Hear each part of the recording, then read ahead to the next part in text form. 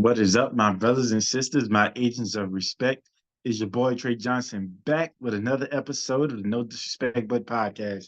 Before we get started, make sure you like and subscribe to the channel. Always feel free to comment. Just make sure you keep those comments respectful, all right? And if you're interested in supporting your favorite podcast, yours truly, the link to do so will be in the episode description. So today's episode, I guess in the words of Jason Tatum, or dare I say, Steph Curry from 2022, is what they're gonna say now. Boston was able to cap off a tremendous season. Uh, Best team all year, regular season, postseason, NBA Finals. Do got want to shout out the Dallas Mavericks, who did what people didn't think they were going to be able to do. They didn't think that the pairing of Luka and Kyrie could yield championship level play in a championship level team, and they were able to prove everybody wrong in their own right, and take advantage of some daunting tasks. They were underdogs in every series. Beat the Clippers, beat the Oklahoma City Thunder, beat the Timberwolves, and they just happened to run into a team that no one all year had an answer for. I know we can talk about the injuries and everything, that transpired in the postseason, but all season long, no one truly had an answer for this year's Boston Celtics, and they showed it. And look, when I say what can you say now, or what can they say now, I'm really talking to me. I mean, what can I say? If you've been a fan of this show, you know the way I've talked about the Boston Celtics, especially in the Jason Tatum, Jaylen Brown era, and even them shipping out Marcus Smart and bringing in Drew Holiday and getting Kristaps Porzingis. I didn't believe. I didn't. I mean, I had opportunities to watch them throughout the year, and they just never moved me. I always felt like, yeah, these are the Boston Celtics. They're going to be great in the regular season. They're going to get a top, 3 seed or so, and they're going to get in the postseason, and they are going to disappoint us. Whether it's the first round, second round, or Eastern Conference Finals, they're going to support us. They're not making it out. I had the New York Knicks. I predicted the New York Knicks to make it out of the Eastern Conference. I had, or I don't know if it was the Knicks or the Heat, but I had the Heat, who ended up being the 8 seed. I had them upsetting the Celtics in the first round. I had in my mind, I thought the Bucks had a shot. I thought Philly had a shot before Joel got hurt. You know what I mean? So there were teams that I was putting over this year's Boston Celtics just because I didn't believe in them. Maybe I was a little bit too harsh on them for what they had experienced maybe the past 2 or 3 years. And I can admit to that. Um, but I was wrong about them. Look, I had Miami setting them in round one. And look, I know people are going to say, "Hey, Trey, Jimmy Butler didn't play." Okay, that's a huge difference. That's true. The second series, hey, um, Donovan Mitchell got hurt, missed the rest of the series. True. Jared Allen was hurt, missed most of the series. I think he missed all of the series. True. Hey, Indiana, Tyrese Halliburton missed a chunk. In the four, well, I guess the 4 games, the Pacers had a lead in 3 of the 4. So look, I get it, but here's the thing: they proved to me at the very least that, hey, if Jimmy Butler plays, do they beat the Heat in 5? No, but what I saw, they could have won in 6 or 7. Hey, do they beat the Cleveland Cavaliers in 5? Maybe not, but 6 or 7 seems reasonable. Do they sweep the Indiana Pacers? Probably not, but 5 or 6 games seems reasonable. Why? Because they just played the right way. And I said it all postseason long about Jason Tatum playing basketball the right way, about the Boston Celtics in general as a team, not letting the moment be too big for them, being able to calm it down. You guys have been here before, and I think having guys like an Al Horford contributing, a guy who played 180 something playoff games, finally getting the title. Drew Holiday now a two-time champion, pound for pound, maybe the best defender in all of basketball right now. Um, maybe already a gold medalist, probably assumed to be two-time gold medalist. He's a guy that plays the game the right way. That, hey, when things look a little rough, he's a young team's greatest asset. And granted, look, this core of the Boston Celtics, especially Jason Tatum and Jaylen Brown, they've been together for quite some time. So from a number of years in the league standpoint, they're not necessarily young, but they're still young in age. And I think still they were young in terms of trying to figure out what do we have to do to not only elevate our games in the postseason and help us win a championship, but elevate those around us. And I think we saw some moments, especially when they were down big in some of those games, so like Indiana, you saw Drew Holiday really steady the ship, get these guys into some offense. Hey, stop the ISO shit, stop the chucking up the threes. Let's get you something easy. And we saw a lot of that.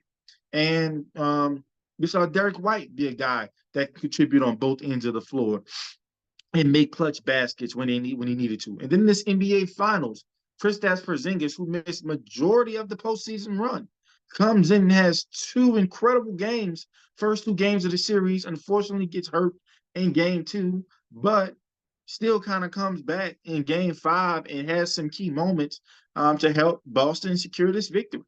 And so, like I said, when I talk about what can they say now, especially about the Boston Celtics as a team, oh, I'm definitely talking about me because I was not a believer, right? I was probably the biggest doubter of the Boston Celtics, and they proved me wrong. And there's nothing else to say but congratulations. Let's also talk about what can we say about Jason Tatum, who I think should have won Finals MVP, but congratulations to Jaylen Brown. I also see the argument, but I think Jason Tatum, a guy who led his team in scoring, rebounds, and assists the whole season.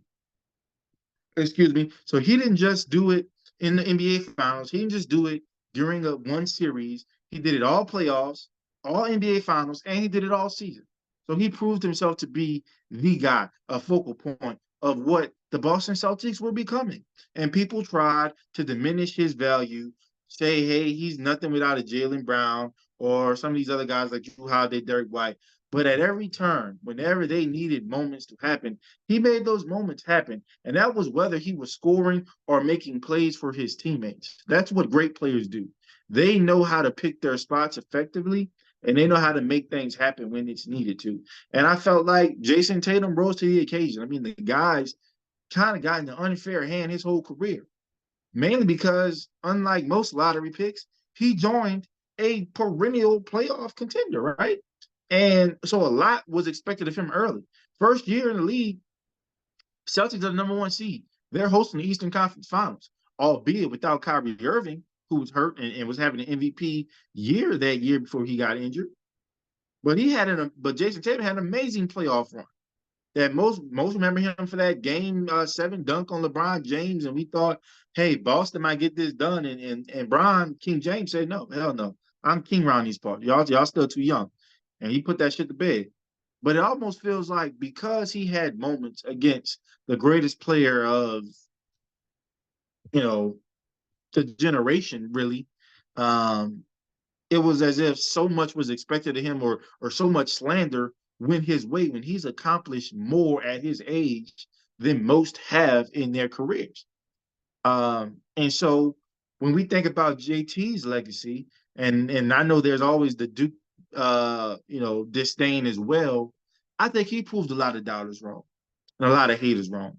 And denying self, that's what I really loved about this run for him, right? I think he denied some things from an individual perspective of himself to make sure the team was successful. You know how you lead your team in assists? You're willing to get rid of the damn ball. You're willing to let others make plays.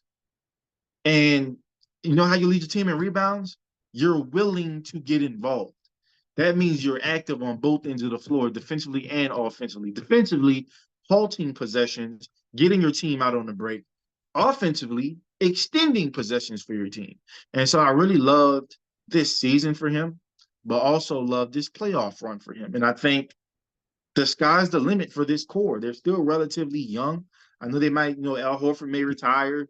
I know they're trying to figure out what to do with Derek's contract situation. I know they got a few rookies and things like that, or a few young players that have to contribute maybe now as opposed to what they were asked before. Got to figure out what's going on with KP's injury, if he's going to need surgery, that type of stuff. But they have a still pretty solid core, and they can make a run at a repeat title. But that starts and ends with Jason Tatum. And so, what can you say about this kid?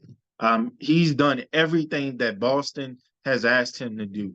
And now he's delivered on their first championship in 16 years. And so really happy for him, and what that means for his legacy.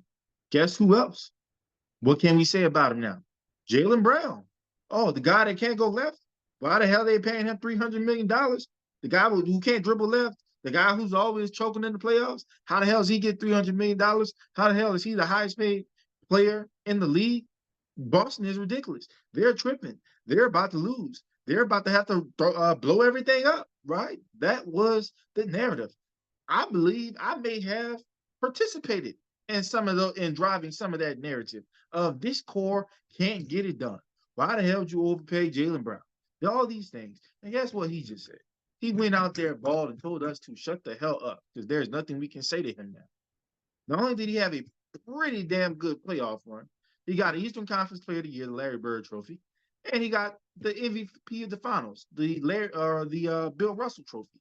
So this guy basically said, "Shut up," as he's going to the bank to get the check that he earned, that a lot of us didn't think he earned.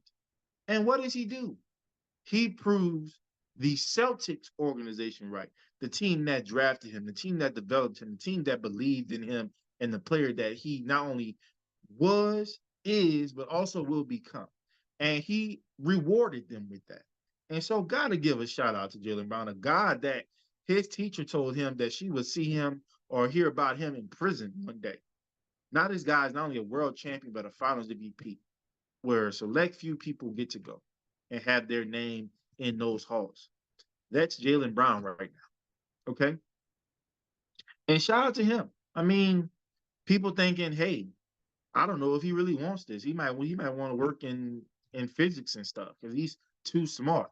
Hey, guess what, kids? A student athlete, you can take your academics seriously, still have a phenomenal athletic career, and be at the top of the mountain because that's where Jaylen Brown is right now. So he's not only doing it for the hoopers that get a lot of backlash and always trying to pit them against their teammates. He's doing it for the kids that get it done in the classroom too. So if you're one of those kids that's trying to figure out, hey, what do I prioritize? Do I prioritize the academics so I can really focus more so on the athletics? Do I prioritize or do I prioritize academics and then lose out on athletics a little bit, or do I prioritize athletics and lose out on academics?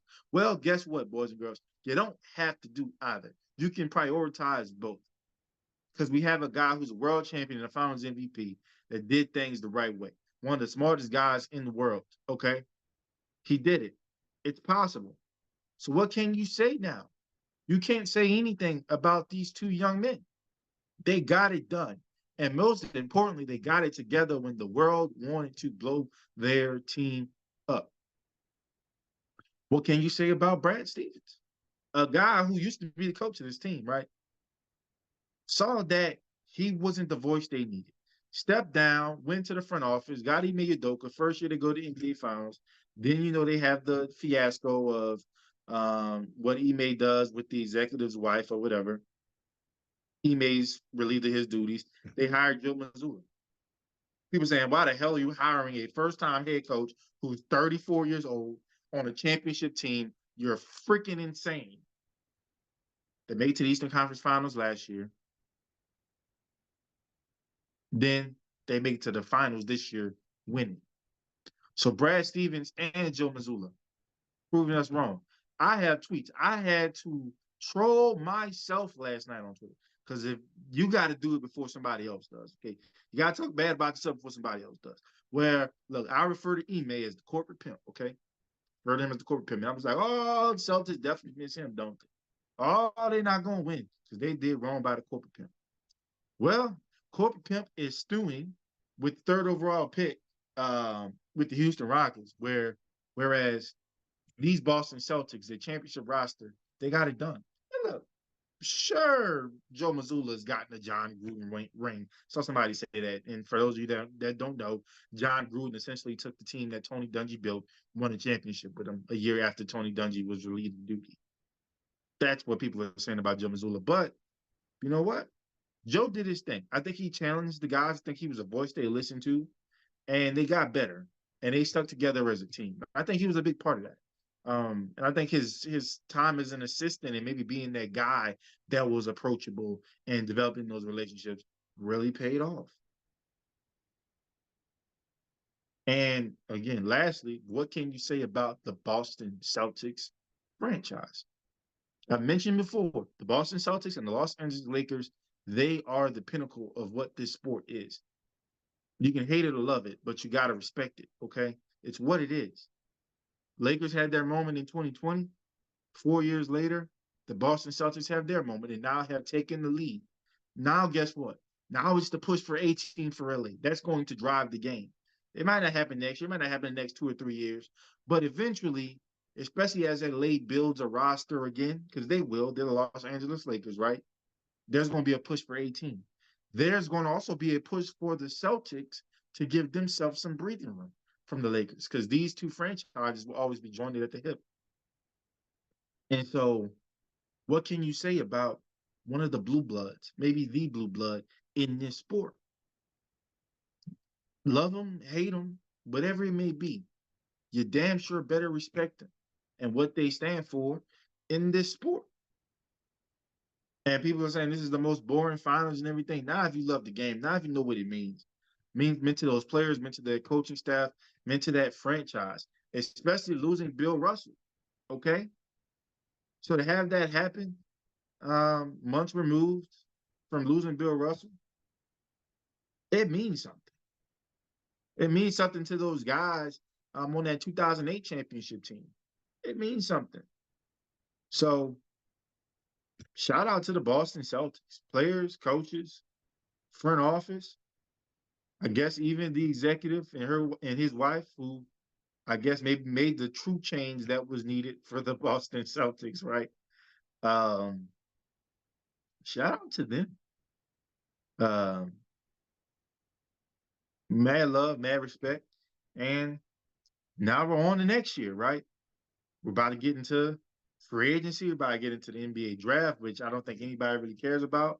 I'm hoping the Spurs make some trades to get Trae Young. So we'll see what happens. But I thoroughly enjoyed this season. So caps off the end of the 2023-2024 NBA season. Congratulating again your 2023-2024 National Basketball Association champions, the Boston Celtics. You guys deserve it. You've been the best all year long. Soak in that shit, embrace it, but also understand that, hey, guess what? Next year, you are the 100. You have that respect now. You have that acknowledgement now. What are you going to do? Are you going to rise to the occasion and keep this train going? I think they might. But that's a topic for another show. So, as I leave, if there's anything I said that offended anybody, that's a good thing. It's an opportunity for me to learn. It's an opportunity for you to teach me.